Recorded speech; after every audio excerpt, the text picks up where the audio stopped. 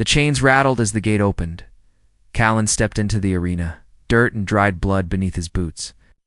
Above him, thousands of alien eyes watched from high platforms, some hungry for violence, others just curious. The heat from the twin suns burned his neck, but he didn't flinch. His face was calm, almost bored. Across the field, the second gate groaned open. From it stepped a woman, no, something more. She was tall, with smooth violet skin that shimmered under the light.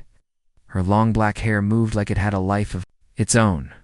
Her hips swayed as she walked, and every step echoed with authority. The crowd hushed as she raised her hand. She didn't wear armor. She didn't need to. Her name was Shira, Mistress of the Pit. They said her voice could command beasts and break minds. And today, her voice was for him. "You're not afraid, human?" she called out, her tone soft but sharp. You should. Be. Disobedience excites my monster. Behind her, the shadows moved. Callan's eyes flicked to the darkened gate behind her. Shapeshifted there, thick limbs, low growls. Breathing deep and wet, the monster, whatever it was huge. Still, Callan didn't step back. Didn't even blink. He just smiled. The crowd stirred. Whispers moved like wind. Shira narrowed her eyes. "You don't speak? Or are you mute from fear?" Callan tilted his head slightly, like he was listening to something only he could hear. "You think fear is the only reason someone stays silent?" Her eyes flashed. Bold words. "Most scream at this point." Callan chuckled. "I don't scream." Her lips curled into a grin. "We'll see." She turned her head, just slightly, and gave a small sound, low, musical, laced with a strange rhythm. It wasn't a word. It was a command. The dark gate. Behind her burst open. The beast that charged forward was enormous. 4 arms. Scaled muscles. A mouth wide enough to swallow a man whole. Its eyes glowed red, but they weren't empty. They held. Thought the arena floor shook as the monster ran at Callan. Claws dug into the sand. The audience screamed with excitement. Bets were shouted. Drinks spilled, but Callan didn't move. 5 steps away. 4. Suddenly, the beast stopped. Right in front of him. It didn't roar. Didn't attack. Stared into Callan's eyes. Callan raised one hand slowly, not as a threat, but as something else. The beast lowered its head and knelt. Silence real. Stunned silence. Even Shira didn't speak. The beast bowed to the human. Shira stepped forward, confusion and fire in her gaze. "How?" she whispered, mostly to herself. "No one resists my commands. No beast denies me." Callan kept his hand on the beast's head. "Maybe your monster remembers something you don't." She walked closer now, more cautious than before. The monster didn't growl. It stayed still like a loyal pet or a friend. "You're not just a man," she said. Voice low. "Neither is he just a monster," Callan answered. "And neither are you just a mistress." The words landed like thunder. The audience didn't. Know what to make of it? Was this a victory? A challenge? Seduction? Shira stepped close enough to touch him. Her skin was warm. Her scent was strange sweet, yet sharp, like fire wrapped in silk. She looked up into his eyes. "You're different, human." Callan smiled again. "So are you." She leaned in, close to his ear, and whispered, "But difference doesn't mean safe." "I don't want safe," Callan replied. "I want the truth." The monster behind them let out a slow growl, not of anger, but something deeper, protective, for the first time in her long reign. Shira felt something stirred deep inside her, something unfamiliar. Was it fear? It was curiosity and maybe desire. "Very well," she said softly. "Let's see if your bravery holds when we're alone." Then she turned and walked away. The beast followed her. So did Callan. But this time, the crowd didn't cheer. They watched in silence. As the human followed the mistress, not as prey, not as a prisoner, but as something else entirely. Something that should never happen in the arena. An equal asterisk. The moment Shira stepped through the high arch of the arena's back gate, she could feel the shift. Eyes followed her, but not like before. There was no fear in them now, just questions. The guards bowed, but their movements were slower, unsure. The beast, Ravesk, walked at her side silently, heavy steps echoing in the wide, torchlit hallway. Behind him, the human followed. That was the part no one understood. No one walked behind the beast and lived. Ravesk had crushed skulls for less, but now the monster didn't even glance back. It let Callan walk just close enough to feel the heat of its breath, yet not be in danger. Maybe it was the other way around. Shira said nothing. She didn't have to. The guards quickly cleared the way as she entered her private chamber. A large circular room carved from stone and lined with soft rugs, hanging lights, and sweet-smelling steam from mineral pools bubbling along the walls. She motioned for the guards to seal the doors. Callan stepped in slowly, eyes scanning everything, not with wonder, but with calm interest. As if nothing here surprised him, she poured herself a dark red drink from a floating decanter, then offered it to him. He took it without hesitation, sniffed once, and drank. "You really aren't afraid?" she said finally, voice quieter now. No longer playing for the crowd. You watched Ravesk run at you, and you stood still. Callan placed the cup on a low table. He wasn't going to kill me. She leaned back on a velvet bench, watching him carefully. "And how would you know that?" Callan looked at Ravesk, now sitting at the edge of the room like a loyal hound. "Because I've seen true rage before. That wasn't it." Shira tilted her head. "You've seen monsters like him before?" "No." Callan met her gaze. "But I've seen the ones who made him." The answer made her freeze. He wasn't lying. His eyes didn't flinch. His tone didn't shake. There was something in his voice, something buried deep, like a scar you couldn't see but could always feel. She stood and walked toward him, slow and deliberate. Her long legs carried her clothes until they were only inches apart. Her fingers traced his jaw lightly. "You're strange, human. You didn't beg. You didn't challenge me. You didn't even flirt. That's rare." "Don't flirt with predators," Callan said, though he didn't move away, especially ones who use their voice to control living things. A smile tugged at her lips. "You think I'm a predator? Trained a beast to respond to commands that sound like pleasure? You call your lovers obedient. You command crowds. Yes, you're a predator. But maybe not just that." Shira paused, then she whispered a single word. Not loud, not sharp, just a breath, a sound wrapped in silk and heat. Ravesk's eyes glowed. The beast stood up, alert. Callan didn't move. The beast stepped closer. Shira watched his face carefully. The creature growled once, then lowered its head, and licked Callan's hand. She blinked. Callan turned slightly toward her. "I think he likes me more than you expected." Zira's smile returned, slower this time. "Or maybe he's just tired of being controlled." They sat opposite each other now, the firelight flickering between them.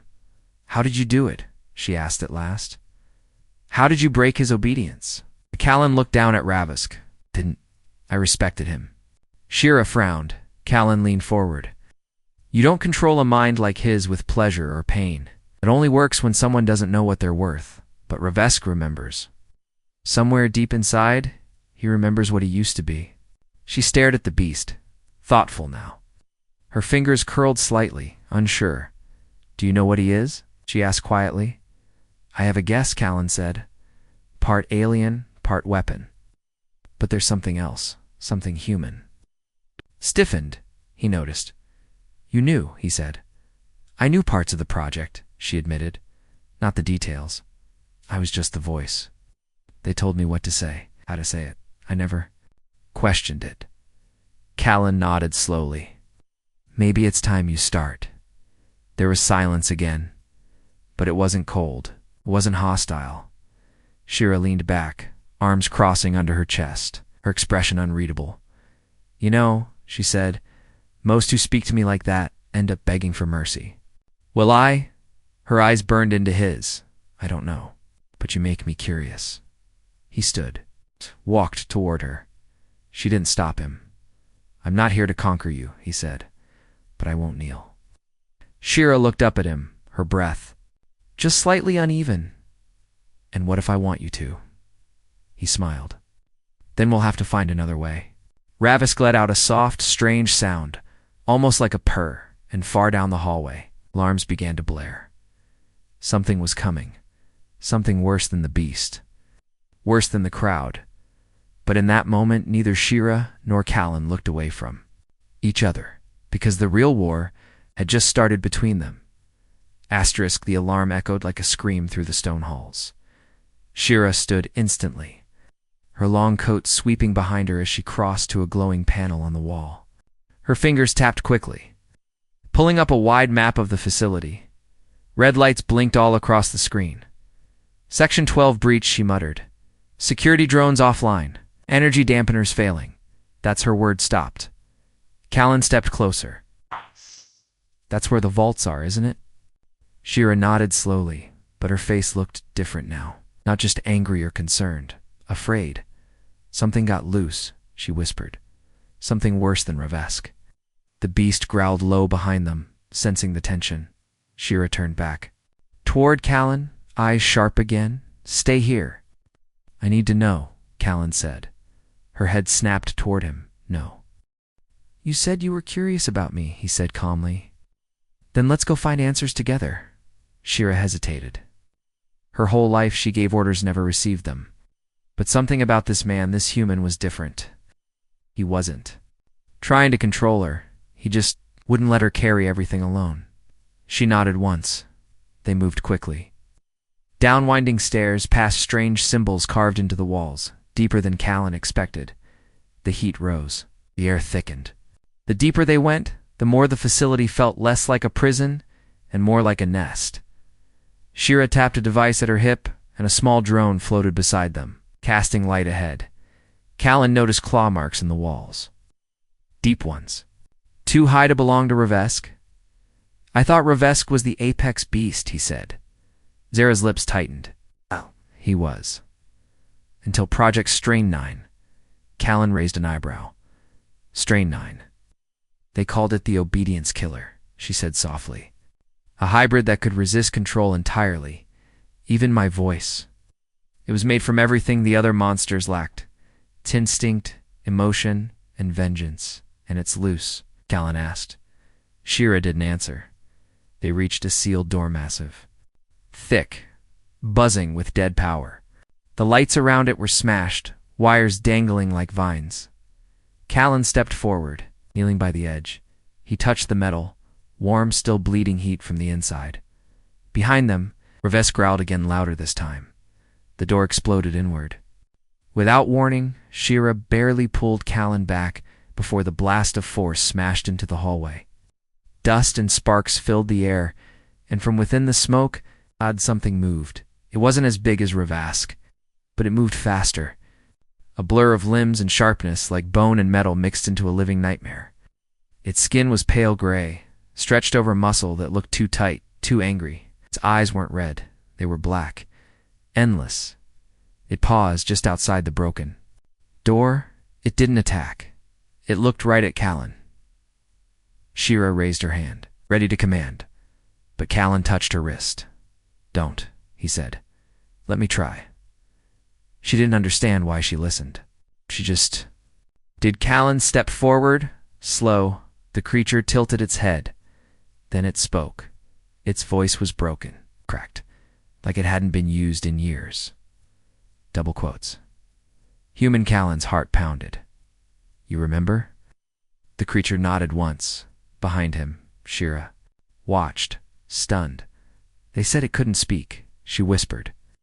It was never supposed to learn language. The creature took another step. They made us. Together, different but same. Callan suddenly understood. This thing wasn't just a failed experiment. It was part of him, his DNA, his pain, his memories. They made it from him. Shira looked at him, like she was seeing him for the first time. You weren't just trained with the beasts, she said slowly. You were the source code. Callan nodded, and the creature Strain-9 nodded. Too, then its voice changed, softer, quieter, but angry underneath. They used her voice to hurt. I remember the sound. Turned to Shira now, and for the first time, she felt cold. But Callan stepped between them. She wasn't in control. He said, not really. She was a tool like you. Like me, the creature. Twitched. I broke the chain, Callan said, voice low. I need you to help me break the rest. Eck! The creature stared a moment longer, then slowly. It lowered its head. Shira exhaled, just realizing she'd been holding her breath. Callan reached out, touched the creature's shoulder. What's your name? It blinked. I don't. Or give you one. No. The creature made a strange noise, like laughter, but painful. Then something behind them cracked. Not metal, stone, a wall. Ravesk turned toward it, growling louder now. More creatures, more shadows. Shira took a step closer to Callan. She didn't say it, but she didn't need to. She was no longer in charge. He was. And for the first time in her life, she didn't mind. Because maybe, just maybe, this human was the only one who could stop what was coming next. Asterisk, the wall split. Open like rotten fruit. Cracks shot up the stone, spreading in long, jagged lines. From the other side came a sound, wet breathing, heavy and slow. Not mechanical, not angry, just hungry. Ravesk moved first, stepping between the broken wall and the others. His growl wasn't loud. It was deep, guttural, like warning thunder. Before a storm, the creature they had just met stranded, watched carefully, tense but not afraid. Shira stepped closer to Callan, whispering low, there shouldn't be anything else down here. Callan didn't look away from the wall. Then, someone lead. The stone finally gave way. Collapsing inward in a cloud of dust and falling debris, something crawled through at first. It looked like smoke-thick, oily mist slithering across the floor. But then the mist curled upward, and bone-like limbs began to take shape inside. Long, twisted arms, dozens of eyes, no clear mouth, just rows of blinking, twitching orbs staring in every direction. What is that? Shira breathed. Callan's jaw tightened. A hive scout. I've seen the files. It doesn't kill the way Ravesk or Strainine were designed to. It copies. She asked. It infects. Changes. Makes more of itself from whatever it touches. As if hearing that, the creature moved faster, now sliding across the floor, reaching out with wet tendrils toward them. Ravesk charged. The clash was brutal. Ravesk's claws tore through two of the creature's arms, but the moment one was cut, two more grew in its place. Callan shouted, "Get back!" He grabbed Zira's wrist and pulled her away as Ravesk and the scout fought, the walls shaking from each slam of muscle and mutated bone. Strainine didn't run. He walked toward the fight. What is he doing? Shira asked. Voice was calm. He's not afraid either. As the scout lunged at Ravesk's exposed side, Strainine leaped forward, his claws striking hard into the creature's core. Black slime sprayed across the ground. The scout shrieked a sound like metal being torn underwater. Then it split apart. Strainine stood panting, arms coated in thick, tar-like fluid. The room was silent again. For a moment, Shira turned slowly to Callan. Her eyes were different now. Not playful, not seductive. She looked, shaken. That thing didn't come from here, she said. No, Callan agreed. It came from deep space, maybe even outside this galaxy. They were testing more than weapons in this place. They were testing responses. Responses to what? To extinction. He moved past her, walking toward the creature's body. Its remains were already breaking down, melting into vapor. Shira followed him. Why didn't I know? Callan looked over his shoulder. Because you were never supposed to ask. She hated that answer, because she knew it was true. Her voice, the same voice that made monsters obey, that made men kneel, had been used to keep her blind, to make her feel powerful while those truly in control used her as another tool in their chain. Ravesk limped slightly as he returned, his breathing heavy, but even. Strainine stood beside him, still and silent. Callan looked at both of them. You two were never beasts, he said softly. You were warnings. but no one listened. Shira looked around the chamber, the darkness, the old stone, strange machines buried in the walls. This place was never just a prison, she whispered. It was a lab. Callan nodded. We're the leftovers. She stepped closer to him. So what now? We find the others. Her brows furrowed. Others. Callan turned to her fully. This wasn't the only hive lab.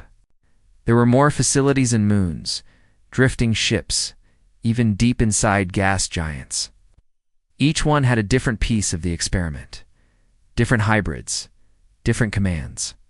If this one broke open, so did the others. Shira swallowed hard. Her voice barely came out. You think there are more of those things? Callan looked down at the slime melting into the floor. I know there are. She looked around, slowly at the ancient walls, the dark symbols, the dried blood along the stones. Her heart beat hard. Everything she believed in was falling apart, and yet looked at the man in front of her, still calm, still standing. Still not afraid?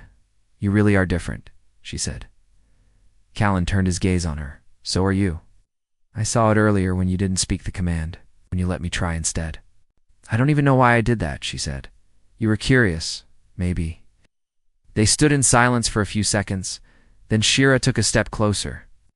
When this started, I thought I'd teach you fear. Callan tilted his head slightly. And now, she smiled faintly. Now, I'm afraid you might teach me? Something worse? He smiled back. Like what? She leaned in close enough that her breath touched his lips. Hope. Then, behind them, a low signal blinked from the panel Shira had left on earlier. A message. A transmission. Short. Broken.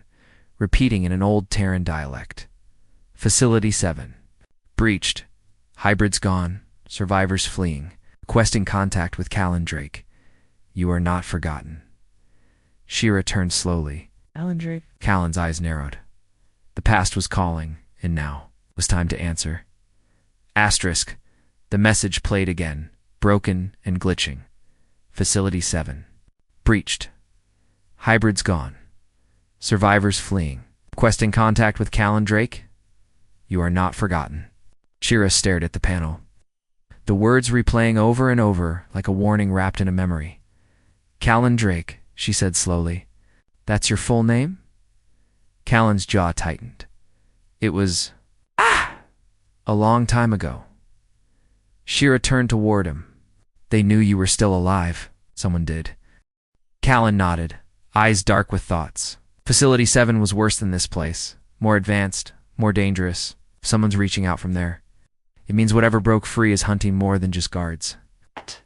Maybe even the old scientists. Shira stepped toward the console, her fingers flying across the glowing symbols. The signal came from the outer rim past the Nabari field. That's 3 jumps from here. If we go now? We're not going, Callan interrupted gently. She turned, surprised. What? Why not? Because that signal wasn't sent to me, it was sent about me. He pointed to the word in the transcript, requesting contact. With Callan Drake, it wasn't a message, it was a beacon. Shira blinked. Realization dawned. You think it's a trap? Callan nodded. They're calling out my name, hoping I'll answer, hoping I'll come. Which means they need me, or what I carry. He turned toward Strain 9 and Ravisk, both standing silently near the melted corpse of the Hive Scout. It's not just my DNA in them, Callan said. It's something else. Something they left inside me. Shira frowned. You mean like programming? No, he said. Something older. Something instinctual. A command they couldn't erase because I never let them write it in the first place. Ravesk stepped forward, lowering his head slightly. Strain 9 mimicked him. It was the closest thing either of them had shown to respect or fear. Shira spoke softly. Then what are you? Callan turned his head slowly toward her. The last broken part of a system they tried to perfect, and the only piece they couldn't control. For the first time, Shira didn't speak. She just watched him. The confidence, the strength. But under it, grief. Layers of it buried deep. Come with me, she said. He blinked. Where? To the echo deck. Shh, she moved quickly now, her voice focused. There's something I haven't shown anyone. Something only the voice commanders had access to. Even I didn't understand all of it. But if we're going to survive what's coming, I think it's time you saw everything. They moved through the inner halls, past sealed chambers and locked doors, deeper than even the lower arena had gone. The lights were dim. The walls here were no longer made of stone, but grown metal organic, twisting, alive. At the end of the passage, a smooth wall glowed blue. Shira pressed her palm against it, then whispered a command in her language, half melody, half seduction. The wall melted open. The echo deck wasn't a room. It was a memory. Glowing images floated through the air, recordings from decades ago, experiments, hybrid training, failed breeds, escaped creatures. And at the center of it all, a boy, strapped to a table, screaming in silence as scientists took his blood, dejected fluids, placed electrodes across his body. Callan stopped. The air was cold now. Shira looked at the image, then at him. That's you, isn't it? He nodded. Slowly, another image blinked to life. This time the boy wasn't screaming. He was standing beside a beast-early Rovesk, smaller but still powerful. The boy whispered something. The beast knelt. And the scientists watching behind the glass scrambled in panic. Subject Callan. Drake. Command signal override confirmed. Natural imprint successful. No artificial bond required. Shira covered her mouth. They didn't create the bond, she whispered. You did, Callan turned. I didn't train them to obey. I treated them like people, like they mattered and they chose. Zira's voice broke. We've been using your gift as if it belonged to us. They stole it, he said. Simply. But they never understood it. A final image appeared. Facility 7, cracked open from the inside. Beasts tearing through walls. Screams, blood, fire. Then one last message, frozen in the center of the screen. Project Reclamation. Initiated. Locate and recover subject Callan Drake. Shira backed away. They're not trying to kill you, she said. They're trying to own you again. Callan turned toward her. .com. They can try. Suddenly, the echo deck shuddered. A siren flared from above. Shira ran to the console. Incoming ship. Small class. Fast. No ID. Callan frowned. They're coming sooner than I thought. Shira looked at him. I'll fight with you, she said. I was born to command. But now, I want to follow someone who's never needed control to lead. Callan's eyes didn't blink. Then get ready. Because this time the floor shook harder. They're not bringing a monster to tame me. He turned slowly toward the door. There. Bringing something I might have to kill. Asterisk, the ground trembled with each passing second. Zira's fingers danced over the glowing console, pulling up live feeds from the outer perimeter. One screen showed it a sleek black ship cutting through. The sky, silent as death, no lights, no insignia, no signals. It was built for one thing. Infiltration.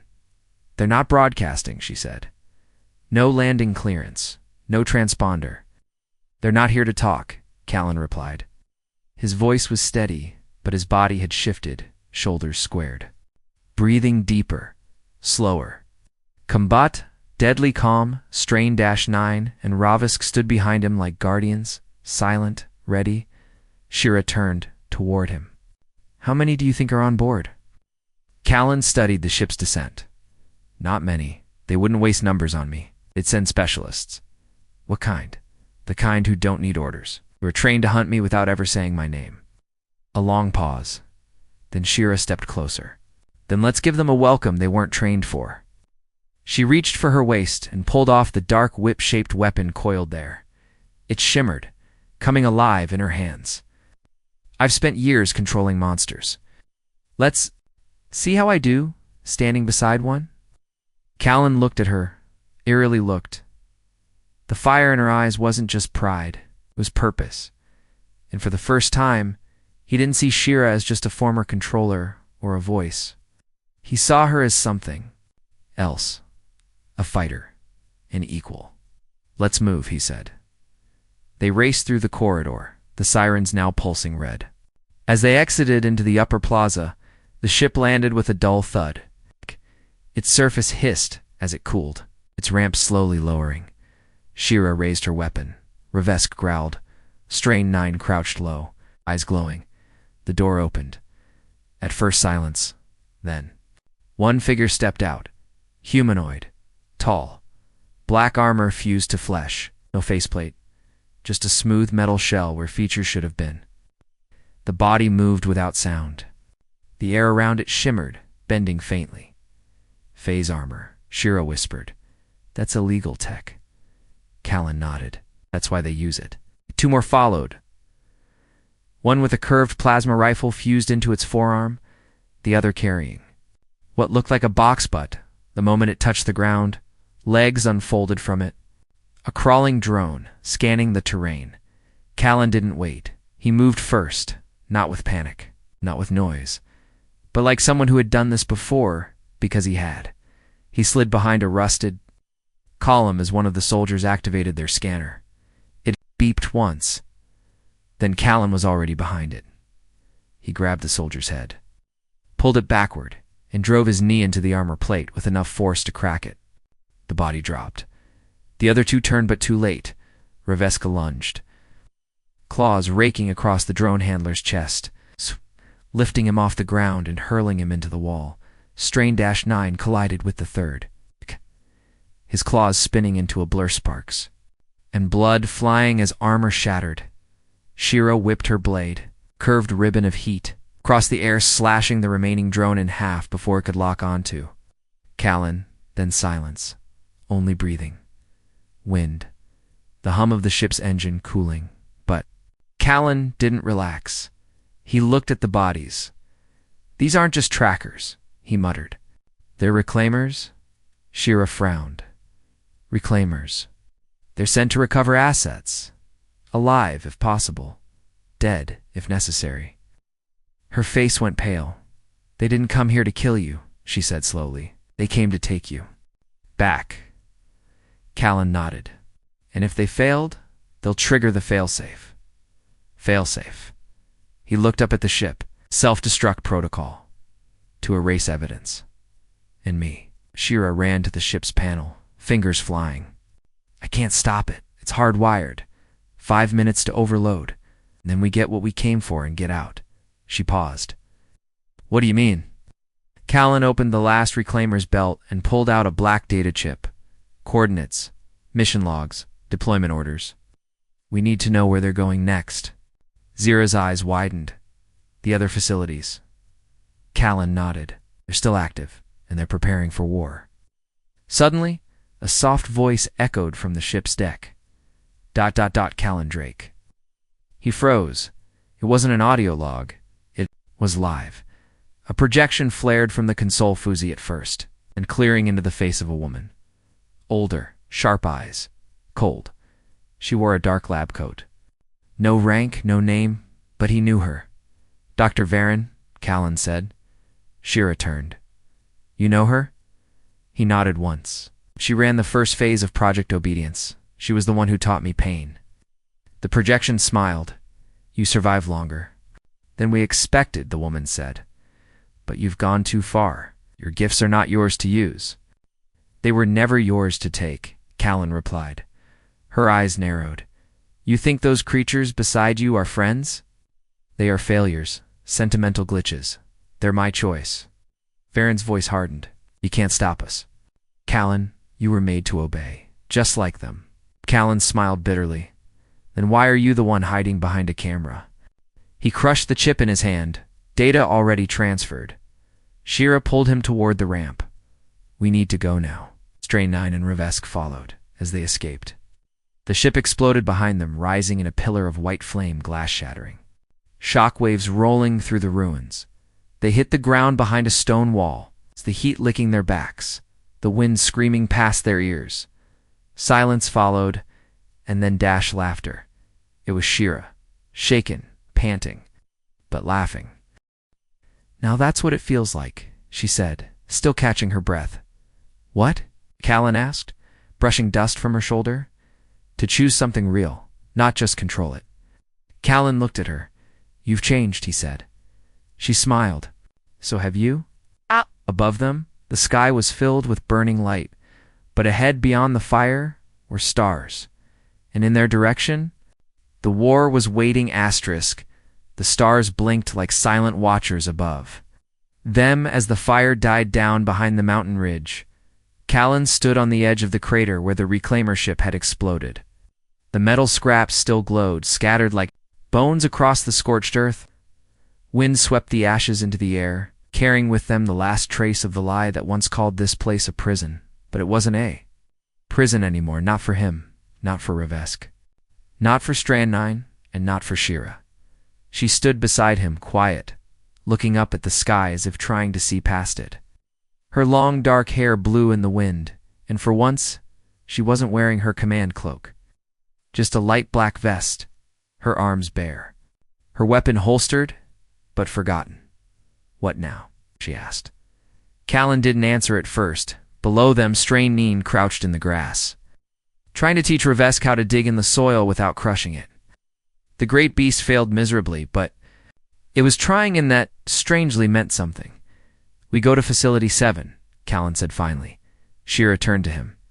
"Even after what happened here?" He nodded.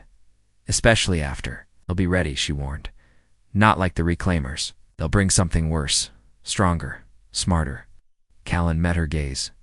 "Then we bring something they don't have." She raised an eyebrow. "Like what?"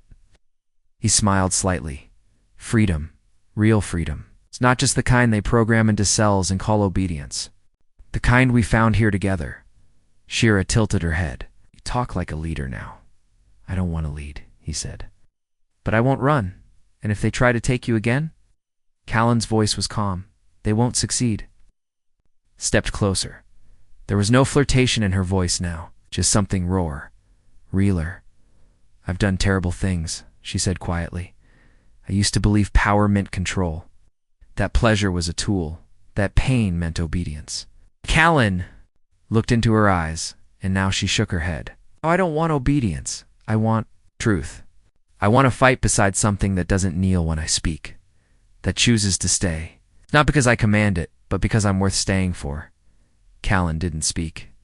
He just pulled her gently closer, one hand against her back, the other brushing a lock of hair from her face. "You are," he said simply. She leaned her forehead against his. The wind blew through them, carrying warmth with it this time, behind them. Stranion stood tall and watched, silent. "I remember," he said suddenly. His voice was gravel, but steady. "I remember who I was." Callan looked back. "Who?" Stranion stepped forward. "I had no name. They called me error, flaw, defect. But I remember. You were kind to me when I was nothing." "Not nothing now," Callan said. "You're more than what they made you." Stranion nodded. "I choose. I protect." Callan smiled. "Then you're one of us." Ravesk let out a soft, almost playful growl. Then it sat down beside the others like an enormous dog, thumping the ground with its heavy tail. The stars above shimmered faintly. A new signal beeped on Zira's communicator. She opened it. "Another facility. Levin breached." Silence. No escape shuttles launched. Her face hardened. "It's happening everywhere," she said. "The whole system is unraveling. The other hybrids, they're waking up." Callan took a deep breath. "Then they'll need someone to show them they don't have to obey anymore." Shira looked at him. "You really are the one thing they couldn't control?" He turned toward the sky. "And now I'm going to make sure they never control anyone again." She smirked. "Even me?" He looked at her, smiled softly. "No, you never needed chains. Just a reason." She stepped beside him, shoulder to shoulder. "Then let's go give the universe one." They walked to the transport bay together, Strain 9, and Ravesk followed without a word, not from obedience. It's not from command, but from choice. As the ship lifted into the dark, quiet sky, fire flickered below them, and a new kind of hope burned inside them, not built from war, but from something far more dangerous: freedom and love. The kind no one can program.